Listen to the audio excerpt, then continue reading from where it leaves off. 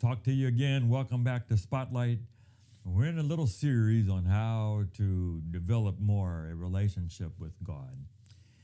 I talked a little bit about the last time about the idea that we're only going to see through a glass darkly. We're not going to have all of it now. There's something coming. In theology, they talk about the now and the not yet. There are some things that are now, and we can have a relationship with God, but it's certainly different. The physicalness of it, being able to see Him, hear His voice, touch Him. He's there. Live in a dinner relationship, having a discussion with Him. That's then. It's not fully now.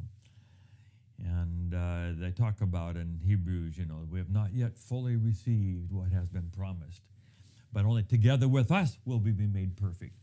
So there's a now. Yes, we can have the powers of the age to come, Hebrews 6 says. So the powers of eternity and Jesus and heaven have begun to be reality now. Yes, they have, but not complete. There's a but now. But then someday more is going to happen.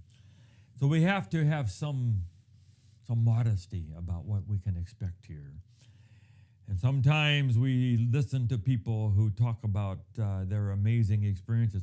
I would have ladies talk about how Jesus put them to bed at night. I said, what are you talking about? And we sing this song, and I walked with him and I talked with him. But we believe some of that. You hear stories about how they're sitting at a table, colporteur students, and they've had all summer struggling, and now the colporteur leader is coming to be with them. And they talked about having an empty seat for Jesus. And the waiter talked to them later. I said, I thought there were 5 of you there. He saw Jesus there. See? And we have these moments where God seems very real and very present. But I read a book about the Psalms. They said you have these summer times with God when God feels very close and you can feel that He's right there with you and you can talk to Him and you connect through your ceiling and through millions of miles of space. And it's almost sensual. You can feel God in a way. Now, you have to be careful you don't get tricked into like that's the music and the beat of the music or some other things or being hugged by some people. Oh, I feel something. But yes, there are times when you have a great degree of sensualness to your relationship with God. Maybe not physical senses. The 2 men going to Emmaus said, our hearts burned within us. Something was alive in them, and they could feel that. One man was having Bible studies, and he said to the guy giving him studies, I have this spook inside of me. I can feel something is inside of me, and it gives me ideas, and it gives me energy. And I think you mean the Holy Spirit.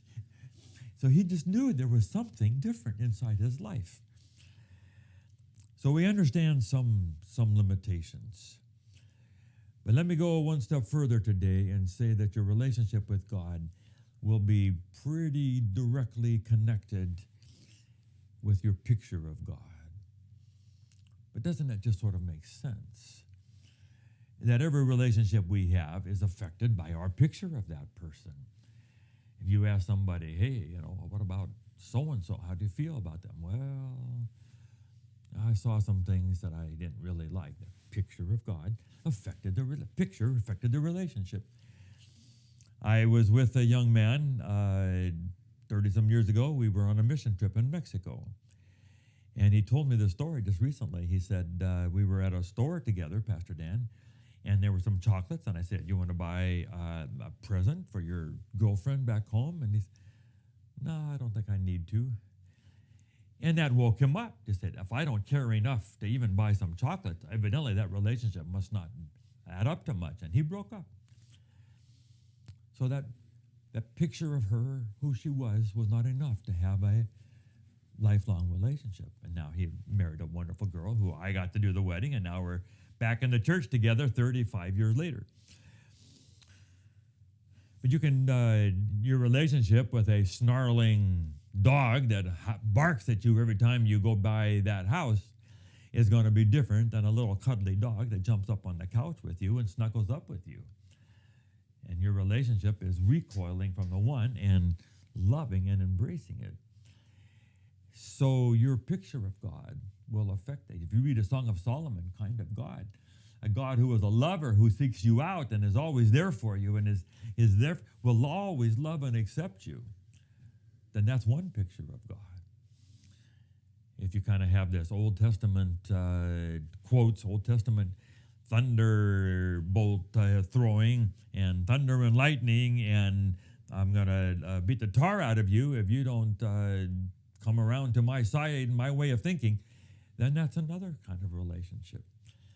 And so let's just agree that if you want to have a great personal, warm relationship with God, settle that. That's who God is. God is a God of warmth and grace and kindness and love.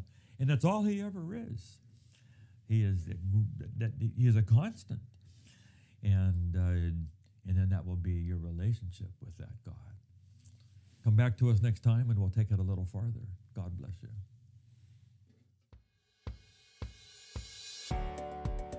Thank you for watching Spotlight. We're so excited about this.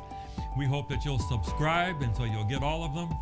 And please just forward it on to others and tell other people about it. And let's just see what kind of an audience we can get for these messages of Spotlight. God bless you.